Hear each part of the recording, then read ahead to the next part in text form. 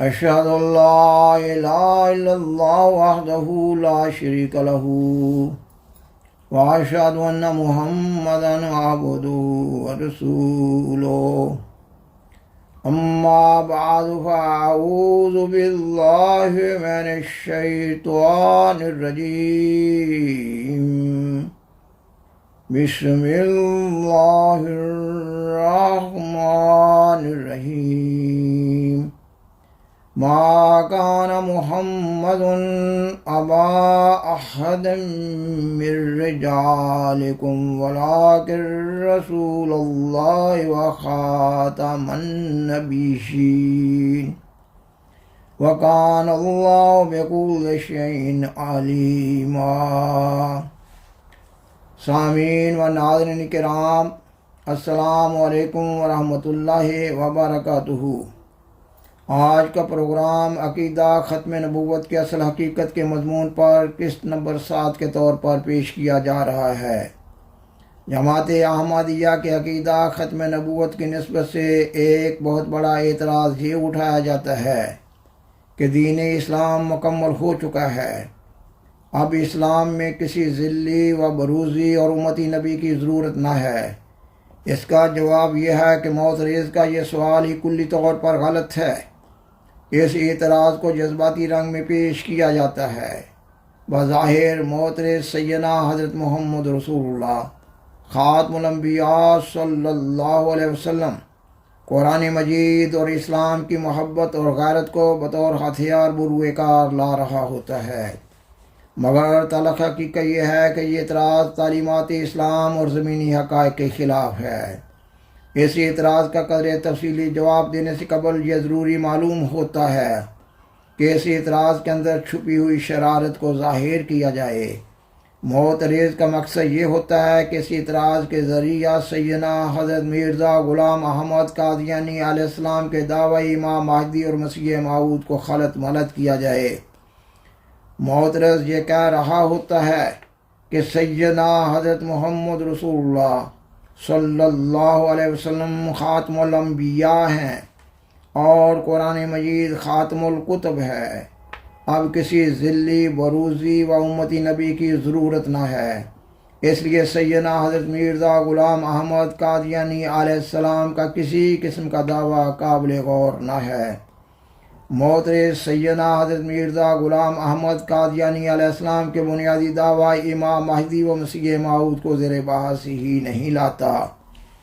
سیدنا حضرت مرزا غلام احمد قادیانی علیہ السلام کا یہ بنیادی دعویٰ ہی نہیں ہے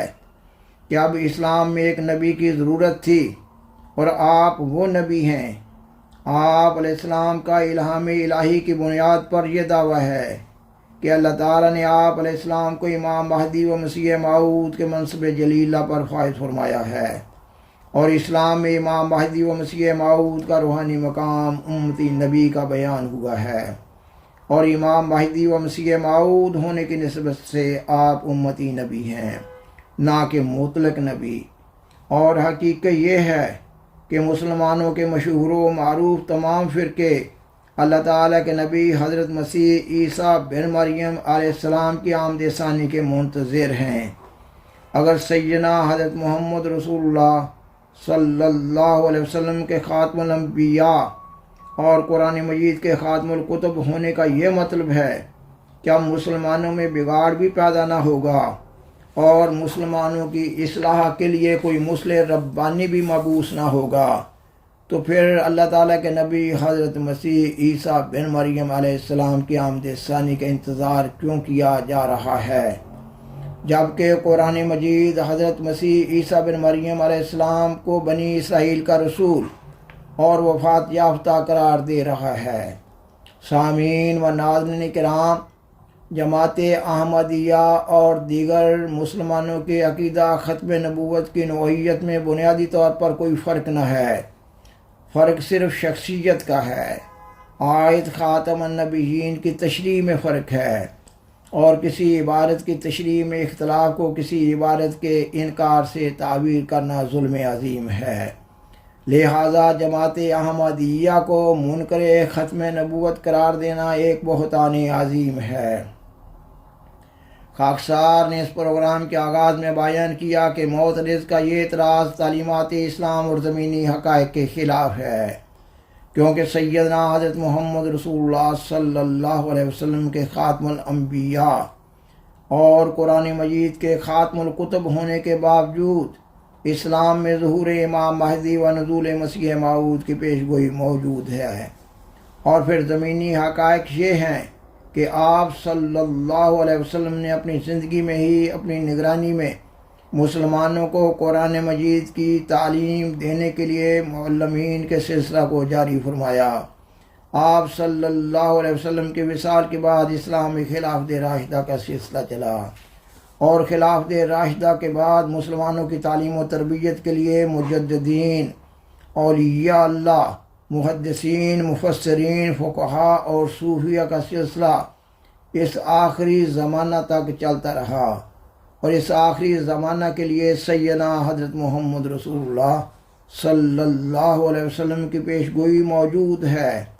کہ لوگوں پر ایک ایسا زمانہ آئے گا جب اسلام کا صرف نام باقی رہ جائے گا اور قرآن کے صرف حروف باقی رہ جائیں گے۔ مسجدیں تو بڑی بڑی ہوں گی مگر ہدایت سے خالی ہوں گی، اور اس وقت کے علماء آسمان کے نیچے بدترین مخلوق ہوں گے۔ اب مسلمانوں کے لیے غور و فکر کرنے کا مقام ہے کہ کیا سیدنا حضرت محمد رسول اللہ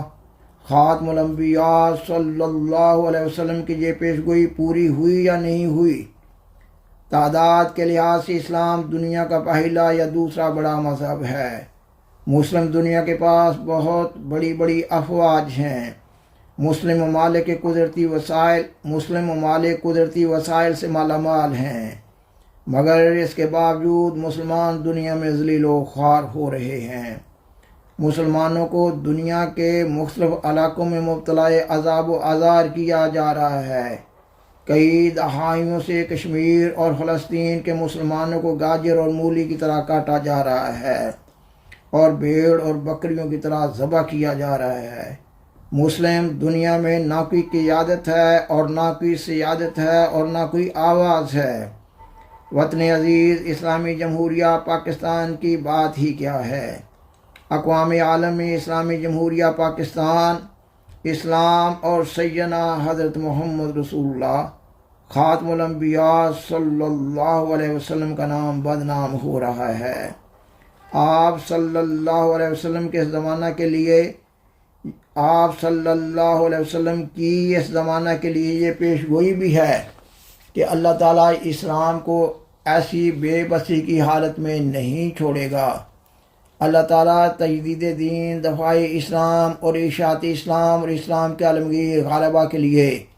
حضرت امام مہدی و مسیح موعود کو مبعوث فرمائے گا۔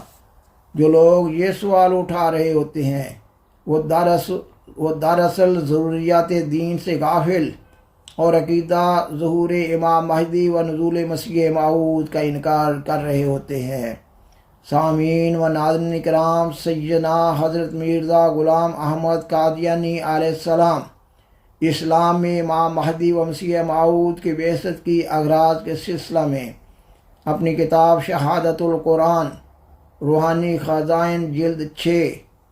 صفحات 345 اور 346 پر بیان فرماتے ہیں۔ عند العقل یہ بات نہ صرف آسن بلکہ واجب ہے کہ خدا تعالیٰ کے پاک نبی جو شریعت اور کتاب لے کر آتے ہیں اور اپنے نفس میں تاثیر اور قوت قدسیہ رکھتے ہیں، یا تو ایک لمبی عمر لے کر آویں اور ہمیشہ اور ہر صدی میں ہر یک اپنی نئی امت کو اپنی ملاقات اور صحبت سے شرف بخشیں اور زیر سایہ رکھ کر اور اپنے پرفیض پروں کے نیچے ان کو لے کر وہ برکت اور نور اور روحانی معرفت پہنچاویں جو انہوں نے ابتدائے زمانہ میں پہنچائی تھی۔ اور اگر ایسا نہیں تو پھر ان کے وارث جو انہی کے کمالات اپنے اندر رکھتے ہوں اور کتاب الہی کے دقائق اور معارف کو وحی اور الہام سے بیان کر سکتے ہیں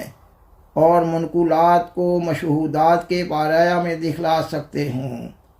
اور طالب حق کو یقین تک پہنچا سکتے ہوں، ہمیشہ فتنہ اور فساد کے وقتوں میں ضرور پیدا ہونے چاہیے، تا انسان جو مغلوب شبہات و نسیان ہے ان کے فیض حقیقی سے محروم نہ رہے، کیونکہ یہ بات نہایت صاف اور بدیہی ہے کہ جب زمانہ ایک نبی کا اپنے خاتمہ کو پہنچتا ہے اور اس کی برکات کے دیکھنے والے فوت ہو جاتے ہیں تو وہ تمام مشہودات منقولات کے رنگ میں آ جاتے ہیں۔ پھر دوسری صدی کے لوگوں کی نظر میں اس نبی کے اخلاق اور اس نبی کی عبادات اور اس نبی کا صبر اور استقامت اور صدق اور صفا اور وفا اور تمام تائیدات الہیہ اور خوارق اور معجزات جن سے اس کی صحبت نبوت اور صداقت دعوی پر استدلال ہوتے تھے۔ نئی صدی کے لوگوں کو کچھ قصے سے معلوم ہوتے ہیں اور اس وجہ سے وہ انشراح ایمانی اور جوش اطاعت جو نبی کے دیکھنے والوں میں ہوتا ہے دوسروں میں وہ بات نہیں پائی جاتی، اور صاف ظاہر ہے کہ جو کچھ صحابہ رضی اللہ تعالیٰ عنہم حضرت صلی اللہ علیہ وسلم نے ایمانی صدق دکھلایا اور اپنے مالوں اور اپنی جانوں اور اپنی آبروؤں کو اسلام کی راہوں میں نہایت اخلاص سے قربان کیا،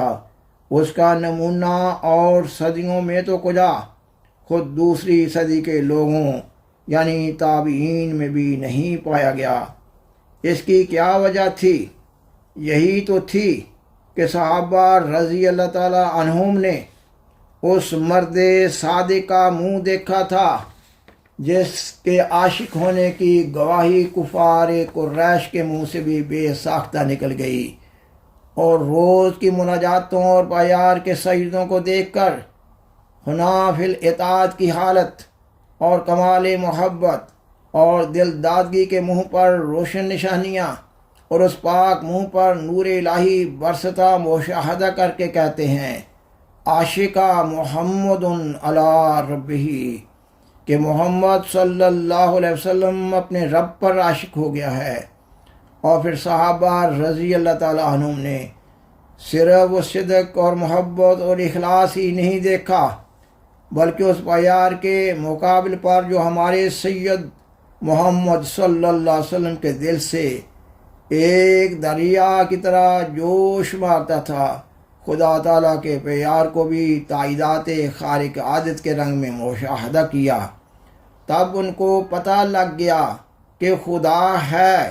اور ان کے دل بول اٹھے کہ وہ خدا اس مرد کے ساتھ ہے۔ یہ وہ باتیں ہیں کہ کبھی ممکن ہی نہیں کہ انسان کو حاصل ہو سکیں جب تک کہ وہی بہار اس کی نظر کے سامنے نہ ہو جو صحابہ رضی اللہ تعالیٰ عنہم پر آئی تھی۔ سامعین و ناظرین کرام، بالآخر درخواست ہے